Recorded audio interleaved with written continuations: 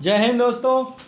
इस सेशन में हम लोग देखेंगे प्रत्यक्ष और अप्रत्यक्ष चुनाव के गुण और दोष, यानी कि एडवांटेज और डिसएडवांटेज। इससे पहले वाले सेशन अगर आपने नहीं देखा तो समझिए कुछ नहीं देखा।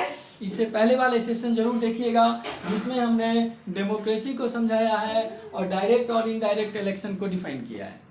आज के इस सेशन में हम लोग करने वाले हैं कि डायरेक्ट इलेक्शन के फायदे और नुकसान और इनडायरेक्ट इलेक्शन के फायदे और नुकसान। तो वीडियो में अंत तक बनिएगा।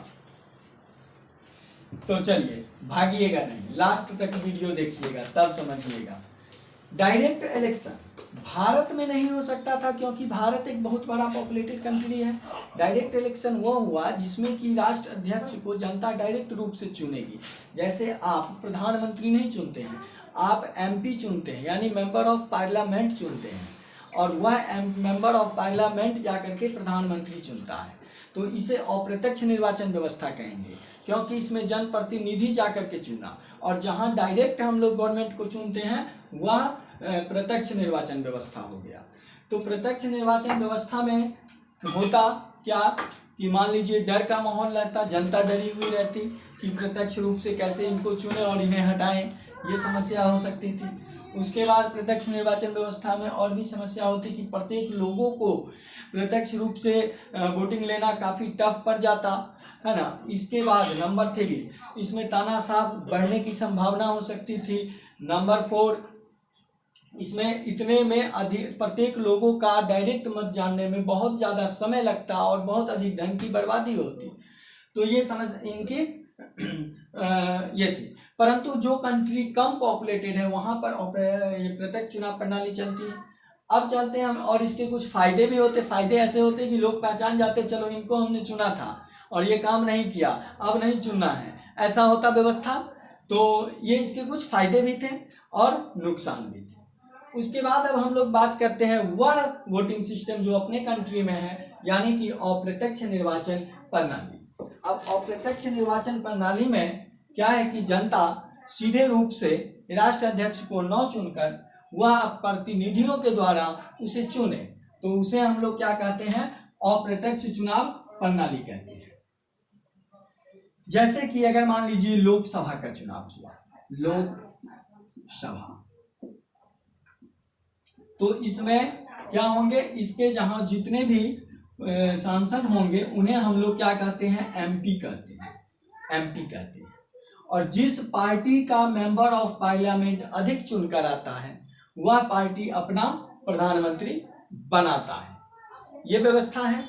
अब ये जनता, अब जो एमपी हुआ यानी कि मेंबर ऑफ पार्लियामेंट हुआ, यह समझ के अब जिस समय कॉन्स्टिट्यूशन बन रहा था उस समय की चुनाव व्यवस्था में 10 लाख की आबादी पर एक मेंबर को चुना गया था। तो एक पॉपुलेशन के ग्रुप से एक व्यक्ति होता है। इस तरह अलग अलग लोकसभा चुनावों से चुनाव होती हैं और इसमें जिस पार्टी के सबसे अधिक मेंबर जीतकर आते हैं वो अपना प्रधानमंत्री बनाते हैं। और फिर प्रधानमंत्री के है ना डायरेक्शन में राष्ट्रपति के द्वारा अन्य मंत्रियों का भी शपथ ग्रहण, उसमें मंत्रियों का चुनाव होता है। तो अब हम लोग इस सेशन में क्या देखने वाले हैं, उसके गुण और दोष। तो अप्रत्यक्ष चुनाव के गुण जो हम लोग देखेंगे, उसके फायदे। तो पहला फायदे है प्रत्येक व्यक्ति को उसका अधिकार यानी राजनीति। दूसरा फायदे है उनका राजनीतिक में इच्छा लाना, जैसे राजनीतिक में सभी नागरिकों को रुचि जगाना, है ना।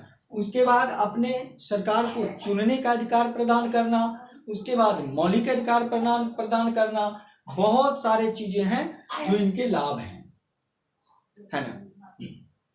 और भी आप लोग अपने बुक में पढ़ेंगे और सोचेंगे। सोचिए और भी क्या लाभ हो सकते हैं, बताइए, कमेंट कीजिए। जो छूटे हो कमेंट में बता दो, कमेंट बॉक्स खुला है ना। तो इनके ये सारे फीचर्स हैं। और अब हम लोग इसके दोष की बात करेंगे।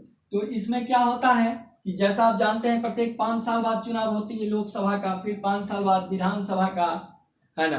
तो ऐसे समझिए फिर हर राज्य में, अब भारत में तो टोटल 28 राज्य हैं, तो सोचिए, और फिर यूटी है, 8 तो इस सभी को मिलाकर चुनाव होते होते समझिए 5 साल में 4 साल चुनाव में लग जाता है।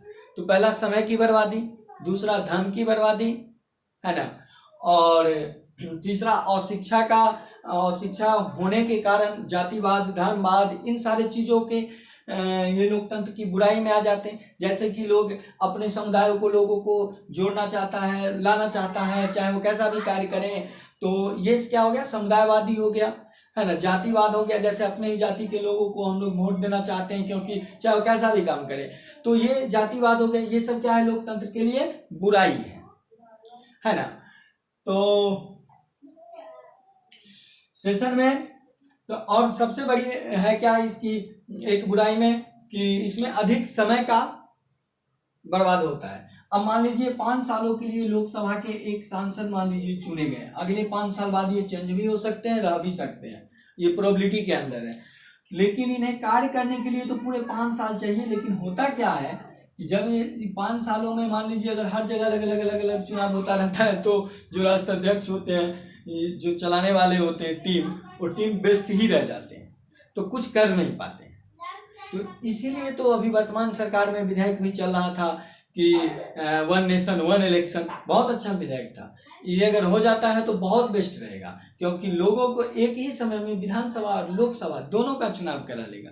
चुनाव में कम समय कम पैसे, उसके बाद पूरे के पूरे 5 साल, मान लीजिए अगर ऐसे में 1 साल अगर चुनाव कराने में भी लग जाते हैं, तो 4 साल जिसे हम चुने हैं उन्हें काम करने के लिए बचेगा, और वह कार्य करेगा 4 सालों में। तो सोचे क्या है, अभी क्या है कि 1 साल काम करने के लिए समय बचता है नेताजी के पास क्योंकि जब तक ये 4 साल होता है तब तक कहीं न कहीं होता ही रहता है, और हर जगह हेलीकॉप्टर फ्लाइट उड़ता ही रहता है।